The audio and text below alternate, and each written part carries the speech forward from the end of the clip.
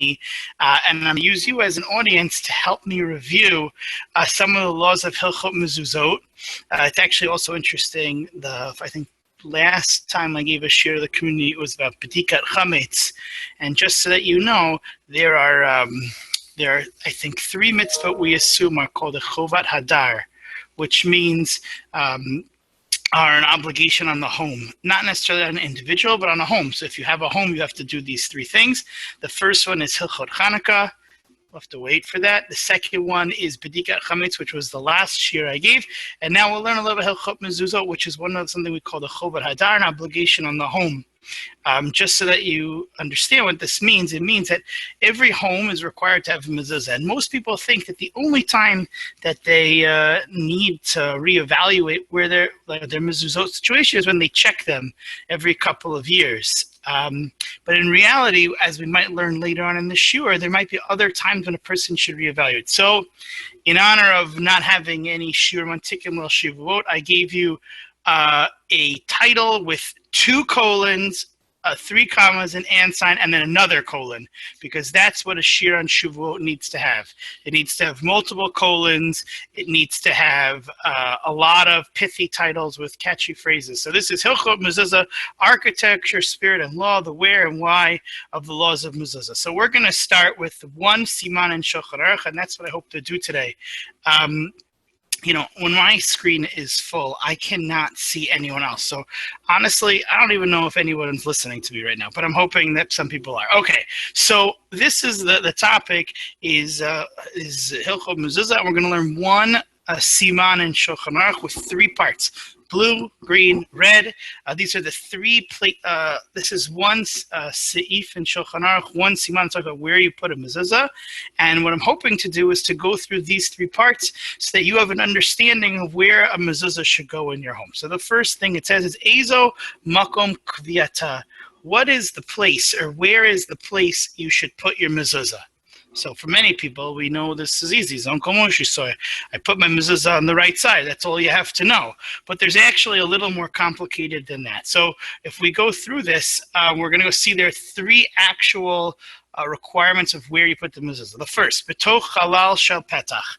Inside the halal is the airspace of the door. The door frame, we'll call that for now. B'petach hatzamuch lechutz, and the tefach in the closest place to the chutz, to the outside of the door. The tefach is like one hand's breadth is a tefach. This is a tefach, so the tefach hasamuch lechutz. Haga, the Ramah adds, im shina eno ma'akev. If you change this at all, it's not ma'akev. It doesn't necessarily invalidate where you place the mezuzah. Ubelvad she'anicha b'mezuzah atzma, as long as you put it in the door frame itself. Meaning, if you put it somewhere that's not in the door frame, that's a problem. Now, like, what could this possibly mean? We're going to talk about. But basically, the first rule is you should put your mezuzah in the halal of the Pesach, in the airspace of the door frame, in the tefach, in the place furthermost to the outside. But if you don't do it, it's okay as long as it's inside the door frame itself. The next halacha, tchilat shlisha elyon gova shar. You also should put it in the beginning of the top third of the height of the door. V'im kaval amal mizeh, if you put it higher than this, it's okay. But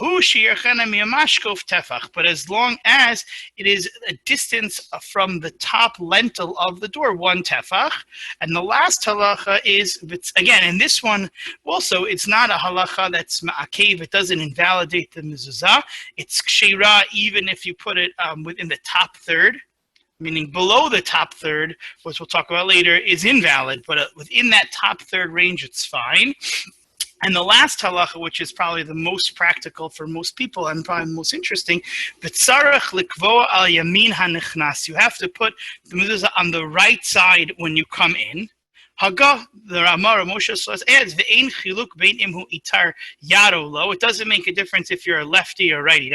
Now that seems strange because usually when we make a distinction between if a person's a righty or lefty, it's about if they're holding something, like if you hold a lulav, to use the left hand or the right hand.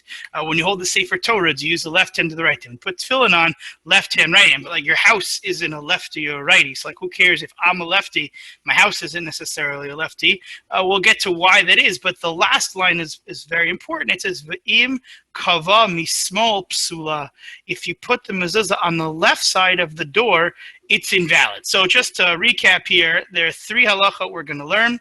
Where in the door jamb? I have an anatomy of a door. You can find anything on the internet now. So this is called the door jamb, or we called it the halal of the petach, the inside of the door frame, or the threshold. I don't know, like it's either the threshold or the door jamb. So where does it have to be? It should be to the outside of the door as much as possible. But if you don't do this, it's okay, as long as you put it in the mezuzah. We'll talk about why that's important in a second.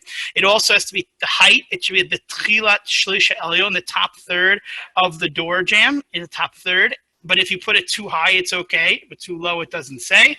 And the last sign is what side of the door. It has to be on the right side. And if you put it on the left side, it's not valid. So now, let's go through. We're going to go through each of these halachot to figure out where they got it from. The first one is placing mezuzah on the outermost part of the door. So this comes from the Gemara. All these halachot come directly from the Gemara. What's interesting is the Gemara really fleshes them out and gives a little more meaning. So the first, this is a Gemara in Masechet Menachot, Daf Lamed Gimel Mebet, and it goes like this: Amar Rava, mitzvah lahanicha b'tefach hasamach l'reshut harabim. It's a mitzvah meaning it's the best. Like that's the best way to do it, is to place a mezuzah on the tefach hasamach l'reshut harabim. To place a mezuzah on the tefach, on the increment. Tefach is the smallest increment of measurement we have in Judaism. So it should be the closest to the outside of the door frame as possible. My taima, what's the reason? Rabbanan Amri, the rabbis teach us, kadesha yifka b'mezuzah miyad, so that when a person gets to their door, the first thing they encounter is the mezuzah. Rabbi Chanina Mesura Omer, kihechi diminatre, so that you are guarded. Meaning, this is an idea that's brought down that's quoted in the Gemara, is that the mezuzah provides protection on the home. So you want the most possible space of your home to be protected. So if you do the outside of your door, that's the best. And Rabbi Chanina adds to this idea that the mezuzah offers a sense of protection. Bo'u re'eh. Come and see. Shalom kimidat akadosh baruch hu midat basar v'dam. The midah, the attributes or the actions of God are not similar to the actions of basar v'dam, mankind. Midat basar v'dam. What is it like with man? Melach yoshev mi b'fnim v'am mishamerim oto mi b'chutz. A king, he sits on the inside, and his guards sit on the outside. But midat hakadosh baruch hu enokin. It's not this way for God. Avadim yoshvim b'fnim, his servants, us, the Jewish people, sit inside. V'hum mishamrim b'chutz, and he guards us on the outside. And this is a quote from Tehillim: Hashem shomrecha, Hashem tzilcha, yad yaminecha. That God protects us.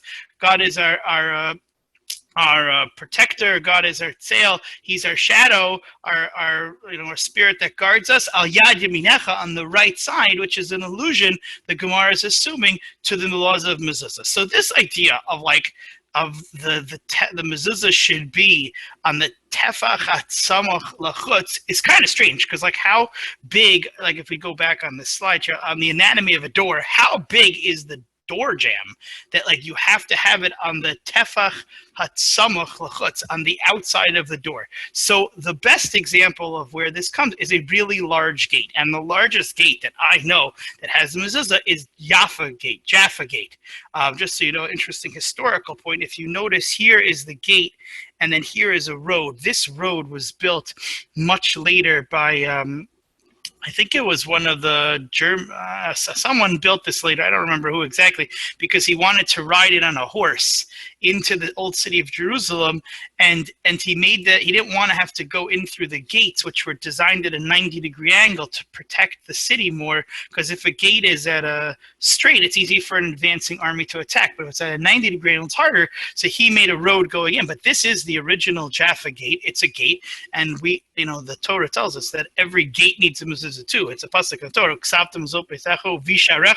You need to have mezuzah on your doors and gates. So Jaffa gate has a mezuzah. Now you'll notice that this entire part is the gate, and this is I guess Japanese tourists who are looking at the mezuzah, and there's a tour guide pointing out, this is from Google image search, and he's showing them the mezuzah. Now what's fascinating about this mezuzah is that it is very far to the outside of the door, and you could see here 2 more pictures, like just to see the gate is very large, and you could have imagined the mezuzah could have gone anywhere, and yet the people who decided to put this up, here also you see a picture, they put it as close to the outside as possible. Now in a home, you really only find this with very wide doorways. And it's important to know that when your designer tells you to put the mezuzah in the middle of the door, because the symmetry is better, it's important to know that, like, really the best place for a mezuzah to go, it would be over here. So like imagine this is your doorway. I mean, this one's probably more likely than this one. This is your doorway. It's a wide frame. It's probably like a foot, maybe a foot and a half deep. The halacha would tell us that on the right side, when you're putting this mezuzah in, you should put it as close to the outside of the door frame as possible. So that's just an interesting halacha to know. That, like, people assume you should put a mezuzah in the middle of the door frame. It's actually not true. You should put it on the outside as much as possible. Now, the second halacha was it should be inside the door frame. Now, like, both people are like, what do you mean inside the door frame? Like, what does that mean? Of course, you're putting it inside the door frame. So I'll show you a case where this can happen, and the Gemara actually quotes about it. It says like this: Amar Rav Yehuda Amar Shmuel Tala v'makel psula. If you put a mezuzah on a stick outside of your door frame, it's invalid. My timer. What's the reason? B'sha'arecha ba'inan.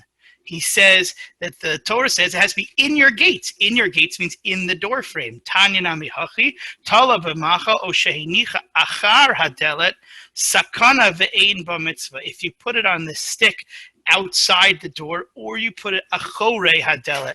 Now, achorei hadelet is a very interesting rule. The Gemara says sakana, it's dangerous because you're putting it on the outside of the door, behind the door. It's invalid, and there is no mitzvah. So, what is the reason for this? We're going to talk. So the Gemara says because it's sakana, but another part of the drasha says because it says bisharecha, it has to be in the door. So, like, what does this mean that it has to be inside the door frame? So most of us can't imagine off the top of our heads, when would you have a situation when you can't put a mezuzah inside your door? So I'll show you. In modern day doors, a lot of times you have a problem that there is no space to put a mezuzah inside the door frame. So if you have a sliding door, that would be a really good example, because the sliding door goes right into the like you see here, the door goes right into the jamb, and it doesn't allow for a place for the mezuzah to be. So because of that, there really is no place for mezuzah. So there are a couple of options that people have come up with. You can't put it achorei hadelet, behind the door. So some people in Israel will even dig a hole into the door, and they'll put it inside the door frame. They'll use a drill, and they'll saw out inside of the door frame and put the mezuzah in. Other people will put it on the outside of the door here. But to put it behind the door, many assume is a problem. So that's like an interesting thing to think about. Also, when you have a home, on the right side of the door, there's no space to put a mezuzah. For whatever reason, many people assume that you can't put it on the outside of the door, but you should put it on the inside of the door frame. And here's another example where there really is no place on the right side of the door to put this mezuzah. I mean, I'm assuming this is where the door that works, because otherwise my picture is wrong. Anyway, okay, now this is another one of the more interesting halachos is the height of the door frame. I'm assuming people are still here because no one's complained, so it's hard for me to know. Again, once I use this this big thing here, I can't. Maybe I'm going to turn it off for a second. My screen share off. You're good, Rabbi Sklarin. You're good. We're all still here. We're I all riveted. I want to see people. I want to see. Hello. Okay, there's people here. I see my cousins, Noah Brill, Renee Adelsberg. Okay, Erwin. I don't know what that is. Oh, Rob, you're here. Okay, it's like basically my family. It's basically like a family reunion here of all my family members. Okay, fabulous. Okay, so Zoom is amazing, but like at the same time, I feel no connection to people. So it's important for once in a while to just turn off your screen. Okay, let's keep going. Okay, so what about the height of the door frame? Okay, so let's keep going. So now the height of the door frame, again, you might imagine is a very simple thing, but there is actually an interesting question about what does the height of the door frame. So it goes like this. The Gemara again says, Amar Rabbi Zeira, Amar Rav Matna, Amar Shmuel, mitzvah lanicha betchilat shlisha elyon. Rav Matna said in the name of Shmuel, it's a mitzvah, meaning the best is to place the mezuzah at the beginning top third of the door. And Amar Rav Huna said, Magbia min akarka tefach. You should put your mezuzah at least one hand's breadth up from the bottom. Umarchik min akora tefach. And then you should at least distance it one tefach, one hand's breadth from the top of the door. But kol hapetach kulo kasher l'mezuzah. The entire door frame is kasher. So you have a machluket. Is there a specific place, the top third, or should it be anywhere in the door frame as long as it's too close to the bottom or too close to the top? And Rav Huna says, Amar Rav Huna, the Gemara, after like a little back and forth, says the Olam Rabbi Yossi, my tchilat shlisha elyon, de ka'amar laharchika shelo laharchika min hakora shel mala yoter mishlish. He doesn't say that the entire top third is okay, but rather it's supposed to be at the beginning of the top third. So like this is news to a lot of people because most people assume I can put the mezuzah anywhere I want on the door frame, but actually there is a requirement to put it on the top third. So again, this is a standard door. It's around 7 feet. That's how big a door is, or 6'8" I think is the standard door when you buy a door in the store, unless you need a special one. So you divide that by 3. Here you see, divide it by 3. What 3 parts? And you're supposed to put your mezuzah right at the top third, and it's not supposed to. It can't go any lower. A lower is for sure a problem. The Gemara said there is one opinion. It's not clear. Mitzvah lanicha betchilat shlish. We don't hold like Rav Huna's opinion, but we say that really it should be in the top third, and ideally it's supposed to be at the bottom of the top third.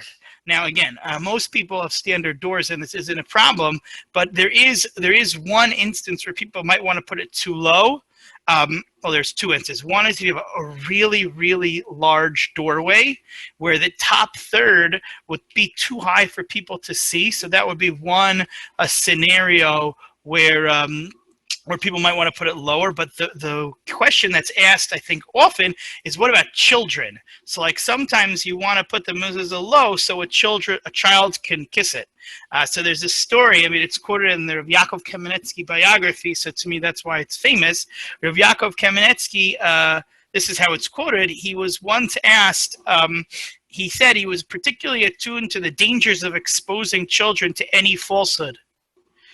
He once visited a kindergarten, his son Binyamin's yeshiva, Binyamin Kamenetsky, I think it must be South Shore, and he noticed that the mezuzah had been placed lower on the doorpost than halachically prescribed, so the children can reach it upon entering the classroom. The idea of getting children to touching a mezuzah when they come into the room was a good one, said Rav Yaakov, but the means were wholly inappropriate. He said, put the mezuzah on the top third of the doorpost where it belongs and let them use a stool to reach it. Otherwise, they will grow up thinking a mezuzah can be anywhere, and one should not raise children with falsehood. I also saw another teaching by Chabad rabbi. I don't know, I Googled this because I wanted to find this story, and he said that there are certain mitzvot that a person can't reach. We're supposed to carry them up to. And a person's supposed to, take the effort of putting a stool to get up. And he said the menorah was an example. That sometimes in Judaism, there's an idea that you might have to stand on something to get to something. So he said it's not inappropriate to teach children they have to get up on a stool to climb up to touch the mezuzah, and he says that's a nice idea. But again, what would come out is that many people don't have a problem where they put the mezuzah. They assume they can put wherever they want door, but really there is an ideal spot. What I was taught is that really the best way to measure it is just put at shoulders length, because most people's shoulder is where the top third of the door is. Okay, now this is the hardest, and I guess the most interesting part of this whole topic is what is this right side of the door? It's a double play on words. Right side, like what's the right side? So the Gemara tells us, Nitanya betach, you should put on your house. And the Gemara makes a drasha, an elaboration. It says the word is betach, your home, but biyatcha, the way you walk. And it says, biyatcha mina yamin, people walk with their right. So the Gemara says, ata omer mina yamin, eino el mismol, people walk with the right or walk with the left. So Talmud lomar beitecha. Ma Talmud lomar, amarava, derech biyatcha mina yamin, techi akar inish kare yamin ikar. So he says the Gemara was telling us a rule that people walk first with their right foot. When you walk, you usually kick with your right. Your first impulse is to walk with your right. So when people enter their home, they enter with their right foot. It's true, because when you get to your door, you have to stop and open the door, and then your first step is almost always going to be a right step. So the Gemara says, put the mezuzah on the right side. The problem is, that makes sense. We'll skip this halacha for now. When you live in my old apartment, or you living in Babylonia in the 2nd century, and there's only one way into every room. So like this was my old apartment in Washington Heights. You walk in the front door, and every room has one entrance. Like this wasn't a complicated setup here. You have a door here, a door here. So which is the right, what's the right side going into each room is very easy to figure out. The problem is that we in our modern architecture have designed rooms with two right sides of the door to get into a room. Like imagine you have two rooms or two homes that are attached in the middle, like you have two hotel rooms with a door in the middle separating them. So what's the right side of this door in the middle?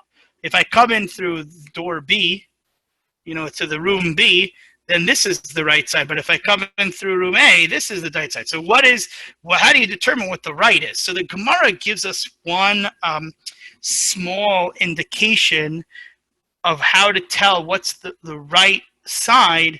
It says an interesting rule, and it says, Amar Rav Yehuda Amar Shmuel, b'Mezuza halach akar heker tzir.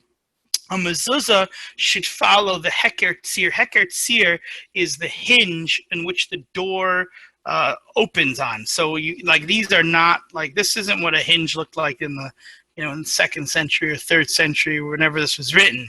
A heker tzir was usually on the bottom of the floor. There was a pin in the ground, and the door would open on that. But for our purposes, it's the same thing. That if you look at a door and you want to know what's which is the most important part of the room, the Gemara is saying, is the Gemara says wherever the hinge is and the door opens into that is the place to put the mezuzah. That's where you should put the mezuzah, on the right side of that.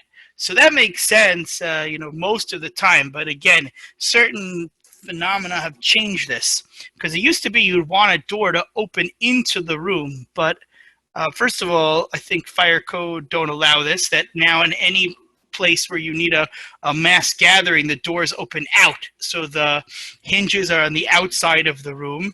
And I think most people would assume not even most, the halacha is that the inside is much more important than the outside. So that you can't necessarily follow heker tzir.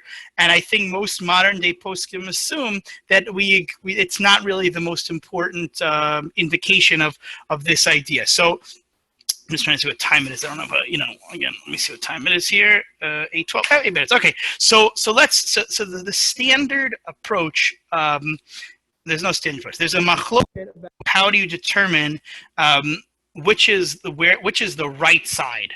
So one group of poskim, one group of deciders, halachic deciders, say the way to determine which way is the right way going into a room is the normal way you walk. The Gemara says that it's derech biyatcha, the way you walk. So you just follow whichever way you're normally going to walk between these two rooms, that's what determine the right way going into that room. And other people say, no, that this idea of Heker Tzir is telling you that whichever is the most important room, that's where you follow the right going into that room.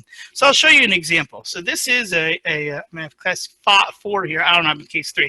This is like a center hall colonial, a classic house. My in-laws, this is actually their house.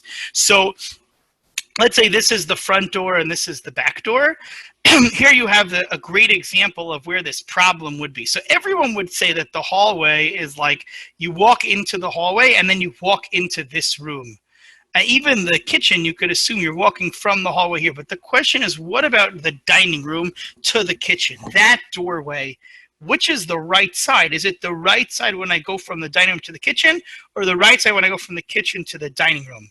So there's a whole group of poskim, of deciders, who say it's the right side of the way you normally come in. So let's say you most time come in through the front door, and most of the time you walk in through this way, and then through the hallway into the dining room, and then you walk into the kitchen. So they would say that the mezuzah should go on the right side. Other poskim say it actually goes based on which is the most important room. Now, how do you determine importance of a room is again a dispute. Some say it's about how often you use the room. So, if you only use your dining room, your formal dining room once a week or once a week on Shabbat, so then I think, and you're in your kitchen all the time, I think those poskim would assume that no, the kitchen is the most important room, and you'd put it here. But others say, well, I mean, who can I say that a kitchen is as important as a dining room? And even though you only use the dining room once in a while, they would argue that because you use it once in a while, that's what makes it most important. So there is a dispute over which side. Rabbi Herschel Schechter told me, we were talking about this, that when his kids were younger, they used to eat all their meals in the kitchen. But when his family got too big to have dinner in the kitchen and they were eating all the meals in the dining room, he said it's time to switch the mezuzah from one side to the other, because he felt that the kitchen no longer was the most important room, rather it was the dining room. So it sounds like it's an important thing to think about, that there actually can be changes to where you place mezuzahs based on how often it's used or the way you travel. Like, let's say this is your front door, and your wife puts carpeting in the entrance, and she doesn't want anyone to walk into the front door because it's too fancy, and I don't want people. And everyone starts walking in through the back door, and your flow plan through the house changes because of this. It also would change where you put them. Okay, this is my, so this is case, that was case 3, this is my parents' old house in Teaneck. I mean, I don't know, I just had a diagram of it from like when I made this. I don't know, they used to live there. I don't even know when they moved anymore. But this is their old house. So you could get an example just to see how it gets confusing when you have all these multiple entrances that were created. You walk into a foyer and then you can go straight into the kitchen. You can make a left. When you get to this point, where are you putting the mezuzah?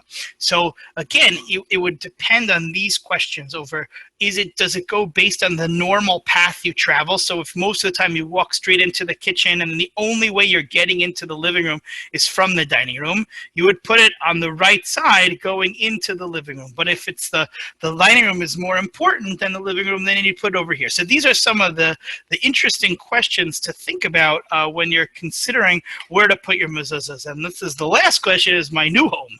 I just purchased a new home a couple of days ago. I waited for a global pandemic. Yeah, I waited for a global pandemic to buy my first home. But this is the questions that I'm debating in my head, and I actually was going to wait a little bit, put them up with, a piece of Scotch tape, because just to see how people went from room to room, because I was taught that we should follow the rov hilach, the normal way of people walk, unless there's, but if you can't determine there's one way, then you would follow what's the most important room. And I just don't know, how are people going to get from the kitchen to the dining room, or how are people going to get from the den to the kitchen? Will they always be going through this door, and this door will only be used one way or the other? Anyway, just to conclude, the Rambam tells us us that that Hilchot Mezuzah is you have to be very careful about, because it's an obligation on a person at all times. And he says, therefore, when you come in, you should touch the mezuzah. There's no source from classical source like kissing the mezuzah. I assume it's to kiss. But other things, the Ram says you should. He doesn't even say touch. He says you should encounter the mezuzah. You should encounter the Yichud Hashem. He doesn't even say touch. Some people, touching the mezuzah is later also, but he says every time you come into your home, you should encounter the name of God, and it should arouse in a person this feeling of love towards God. So now, just to go back, I think, to the original halachot, these three halachot, I think they all lend to this idea of these ideas of when you come into your home, you're supposed to encounter the mezuzah, and it helps supposed to inspire a person to be closer to Hashem. So the first one is, where should it be? It should be as close to the outside as possible, that when a person enters their home, they're supposed to remember that Hashem, that God is in their lives. It's the first thing they encounter before they get to their doorknob and before they get their mail. It's supposed to be the first thing you encounter. The second thing, it's supposed to be not too high or not too low, and it's really at shoulder's length, because shoulder's length is what you see when you walk in. And the last thing is, it should be your right foot when you on the right side walking in, because a person will go with their right foot, they'll lead with their right, and it's the first thing they'll see. So I think all of these halachot really are supposed to have a mezuzah be on a person's mind. And I think it's interesting, we've been home all of these last couple of months, stuck in our homes. I don't know how often you got to see the mezuzah because you weren't leaving, but now that we're going to be leaving our homes again, please God, and when we return, we should always try to remember that Hashem is there, protecting us with the mezuzah, and that Hashem is supposed to be a feature in our lives. These are some of the interesting halachot about where you should put a mezuzah. Okay, I think I'm going to stop sharing. If anyone has any questions, I don't know, am I allowed to ask for questions? Yeah, go right ahead. I mean, if anyone has any questions, you can ask. I now need to go look at every mezuzah all over my house. Yeah, you should. If you live in an apartment, is not really apartments. The big problem is with mezuzahs is like, are you even obligated in certain rooms? Someone sent me a picture. I think they only needed two mezuzahs: their front door and their bedroom door, because every other space in the house had no door frame, or was this an open floor plan, or the kitchen was too small. So anyway, I hope you enjoyed. I hope you learned something. Wishing you all a Chag Kasher v'Sameach. I think I'm supposed to leave now, Ms. Fellner. Is that correct? You can stay on for a little while if people have questions. Please feel free. If anyone has any questions for Rabbi Sklarin. Are they allowed to unmute themselves either? I don't even know. Yes. Okay, if anyone has a question, you can ask me. I ended right on time, right? It's 8:20. Ended right on time. Okay. I know you have a lot of family here. If you'd like to schmooze a little bit. No. That's why I'm trying to get off as quickly as possible. Shout out to everybody. Rabbi, thank you for a beautiful and inspiring share. After teaching on Zoom for so long, if someone's camera's off, it means they're not paying attention. And all of my family members' cameras are off.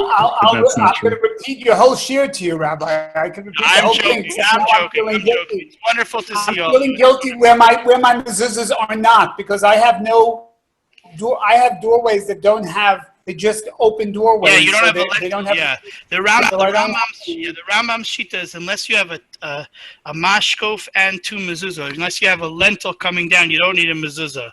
So some poskim say that you should still put it up without a bracha, but I think the majority say you don't need it. That's why this person sent me a picture of their house. He asked me if they need mezuzahs. I said, I think you need two, front door and your bedroom. I said, at least I hope your bedroom has door frames. I didn't know. I wanted to ask, but because they had an open kitchen, and actually the kitchen was tiny. I said, wow, I didn't know that's what the west side was like. But that's it. Yeah. Anyway, I think that's it. My family. They're my parents. Family. They made it to outer space. Okay, wonderful. Thank you so much, everybody. All the best. Okay, bye-bye.